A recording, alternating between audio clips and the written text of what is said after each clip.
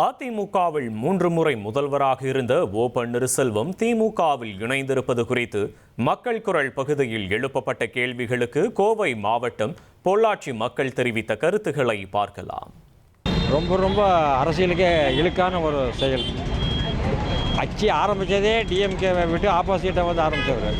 இன்றைக்கி அவர்கிட்ட போய் சரண்டர் ஆகாருன்னா அதுக்கு என்ன சொல்கிறது? அது கட்சியே ஆரம்பிக்காமல் சுயேட்சையாக இருந்திருக்கலாம். இவர் தன் சொந்த பலத்தை காட்டலாம் மக்கள் முன்னால்.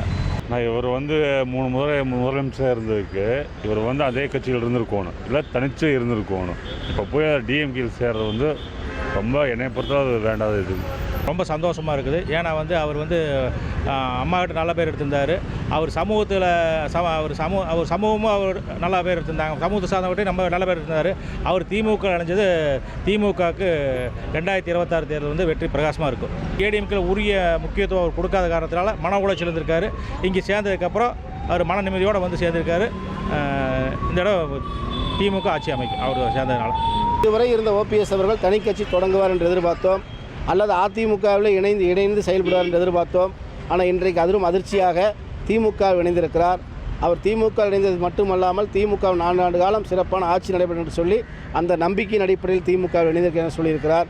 இருந்தாலும் அதிமுகவின் நிர்வாகிகள் அதிமுக வந்து அவர் விலையிருக்கக்கூடாது, அவர் இணைந்து செயல்பட்டிருந்தால் கொஞ்சம் நல்லா இருந்திருக்கும். ஆனால் இன்றைக்கி திமுக பக்கம் போயிருக்கார். அவர் எதை அரசியல் நோக்கி போகிறார் என்பதை காலப்போக்கில் தெரியும். இருந்தார், அப்போ செஞ்சார். இப்போ அதுலேருந்து அவருக்கு அந்த வாய்ப்பு இல்லை. அதனால் இந்த இடத்துலையாவது வந்து செய்யலான்னு ஒரு நல்ல மனசோடு வந்திருக்காரு. நல்ல ஒரு எண்ணம், நல்ல மனசு. வாழ்த்துக்கள். இவர் தன்னிச்சையாக நின்றுருந்தா கூட தன்னிச்சையாக இருந்திருந்தா கூட எல்லாருமே கொஞ்சம் அவர் சப்போர்ட் பண்ணி இருந்திருப்பாங்க. இப்போ டிஎம்கே கூட போனது தான் மிகப்பெரிய தப்புங்க. அதாவது அம்மாவுக்கு மிகப்பெரிய துரோகம் பண்ணிட்டாரு. அம்மா இருந்தப்ப 3 முறை முதலமைச்சராக கொண்டு வந்தாங்க அவரை.